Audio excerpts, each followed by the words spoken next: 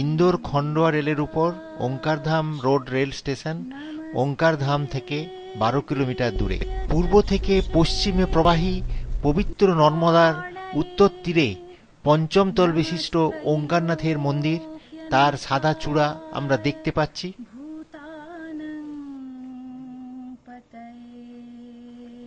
নর্মদার দক্ষিণ তীরেও অনেক মন্দিরের অবস্থান। সেগুলির মধ্যে উল্লেখযোগ্য মামলেশ্বর বা অমলেশ্বর মন্দির, যেটিকেও আরেকটি জ্যোতির্লিঙ্গ হিসাবে কেউ কেউ বলে থাকেন।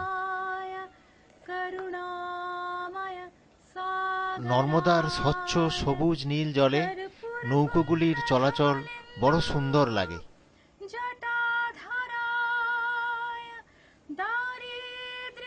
এইটি প্রথম সেতু যেটি দক্ষিণ এবং উত্তর তীরের মধ্যে সংযোগ স্থাপন করেছে। কয়েক বছর আগে আরেকটি সুন্দর ঝুলন্ত সেতুর উদ্বোধন হয়েছে।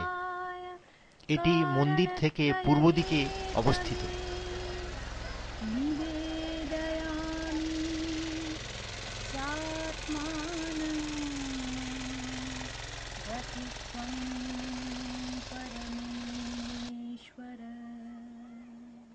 नमस्तुभ्यं विरूपाक्ष नमस्ते दिव्यचक्षुषे नमः पिनाकहस्ताय वज्रहस्ताय। মানধাতা ওঙ্কারেশ্বর পরিক্রমা পথের শুরুতে প্রথমেই আমরা বাঁদিকে পাই শ্রী শ্রী সীতারাম ওঙ্কারনাথের আশ্রম। এই গুহাতেই তপস্যা করে সীতারামজি সিদ্ধি লাভ করেছিলেন। এই মঠেই আমরা সীতারাম অখিল ভারত জয়গুরু সম্প্রদায়ের সর্বাধীশ কিঙ্কর বিঠ্ঠল রামানুজের সাক্ষাৎ পাই। পরিক্রমা পথের বাঁদিকে নর্মদা তীরে পূর্বমুখী এই কেদারনাথ বা কেদারেশ্বর মন্দির।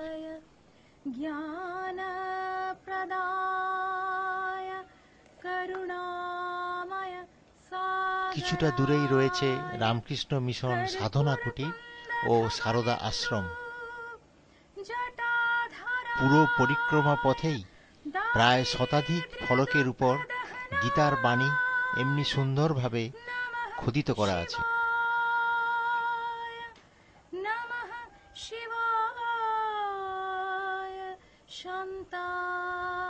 পরিক্রমার পথে অগণিত মন্দির এবং আশ্রমের দেখা মেলে।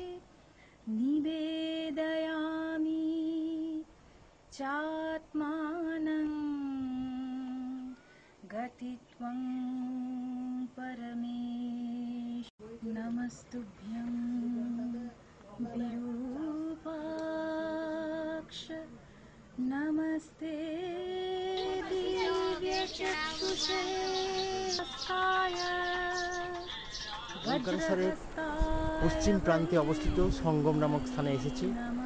ওদিক থেকে কুবেরী নদী বয়ে আসছে।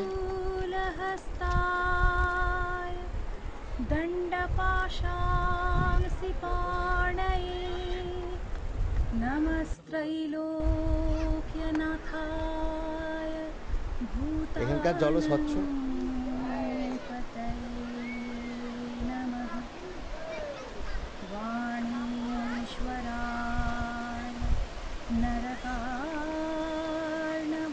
এদিকে নর্মদা নদী ওঙ্কারেশ্বরের মন্দিরের দক্ষিণ প্রান্ত দিয়ে এই নদীটা এসেছে, আর কুবের নদীটা এসেছে উত্তর প্রান্ত দিয়ে।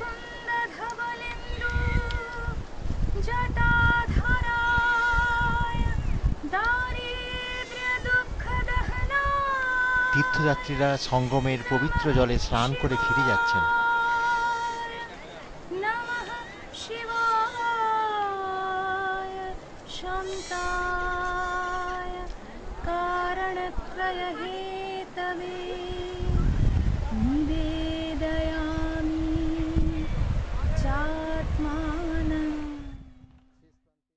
गतित्वं परमे।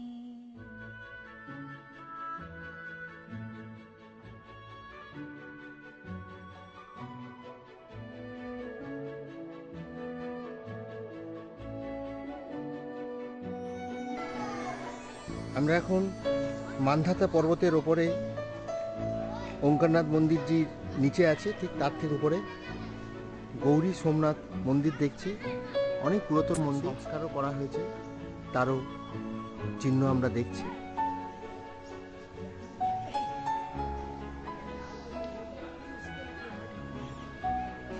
গৌরী সোমনাথ মন্দির। সন্ধ্যা হয়ে আসছে, ছবিটা অত ভালো হয়তো হবে না।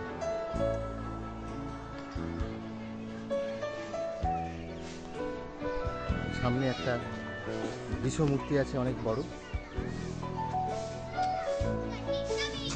একটা বিশ্বমূর্তি আছে।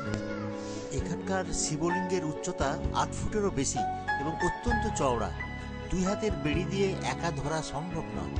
যদি 2 জন মিলে এই লিঙ্গ বেড় দিয়ে ধরতে পারে তবে তাদের সদ্ভাব সবসময় থাকবে এবং কোনোদিন বিচ্ছেদ হবে না।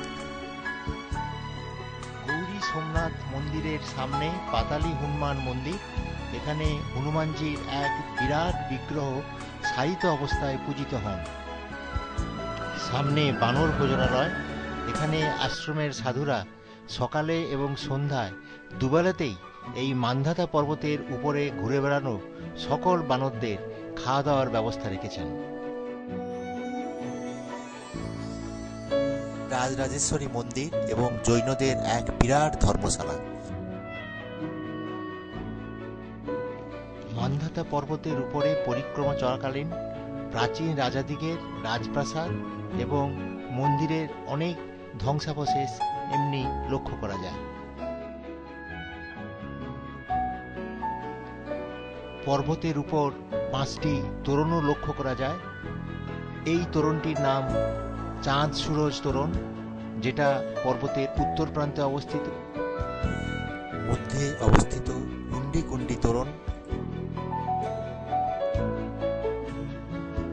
দক্ষিণের তোরণের নাম ভৈরব তোরণ।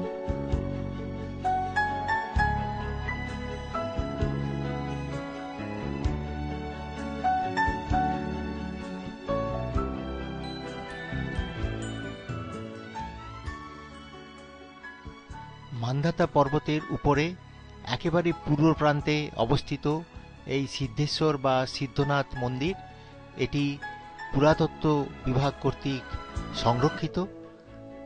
মান্ধাতা পর্বত সংলগ্ন মন্দিরগুলির মধ্যে এই সিদ্ধেশ্বর বা সিদ্ধনাথ মন্দিরটি অতি বিশিষ্ট এবং প্রাচীনতম।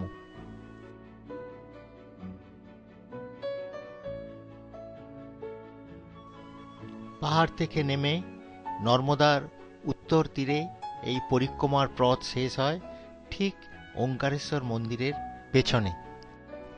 বাঁদিকে নর্মদার উপর একটি সুন্দর ঝুলন্ত সেতু পেরিয়ে দক্ষিণে মামলেশ্বর মন্দির দর্শন করা যায়। ওঙ্কারনাথ মন্দিরের নিচে বাঁদিকে একটি গুহাতে কালাটি থেকে আদি শঙ্করাচার্য এসে তার গুরু গোবিন্দ ভক্তপাদের কাছে দীক্ষা গ্রহণ করেছিলেন। ওঙ্কারেশ্বরের মূল মন্দিরের প্রবেশপথ পশ্চিম। ওঙ্কারেশ্বর মন্দিরের প্রতিষ্ঠাতা পিতৃগর্ভে জাত সূর্যবংশ রাজা मानधातार কথা বলছেন পুরোহিত। सदा यहीं निवास करिए, वो आपके नाम के साथ मेरा नाम है, ओंकारेश्वर मानधाता मंदिर। पहाड़ी के चारों तरफ जल है, 20 टापू पे है, तो वो आकार का पहाड़ है, पर्वत, इसलिए ओंकारेश्वर।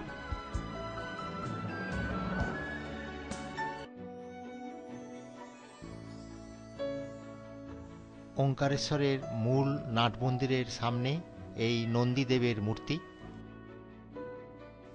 ওঙ্কারেশ্বরের মূল মন্দিরের চতুর্দিকে দেবদেবীর অনেক ছোট ছোট মন্দির অবস্থিত রয়েছে। 101টি ভাস্কর্য মণ্ডিত স্তম্ভের উপর 5তলা মন্দির। প্রথম তলে রাজা মান্ধাতার পূজিত ওঙ্কারেশ্বর জ্যোতির্লিঙ্গ, দ্বিতলে মহাকালেশ্বর, তৃতলে সিদ্ধনাথ শিব, চতুর্থ তলে ছোট্ট প্রকোষ্ঠে গুপ্তেশ্বর আর পঞ্চম তলে ধ্বজাধারী দ্বিজেশ্বর। মন্দিরের উপরতল থেকে মান্ধাতা ওঙ্কারনাথ ধামের সুন্দর প্রাকৃতিক দৃশ্য দেখার সুযোগ মেলে। পঞ্চম তলের মন্দির গৃহের পশ্চিম দিকের জানালা দিয়ে দৃশ্যমান নর্মদা নদী।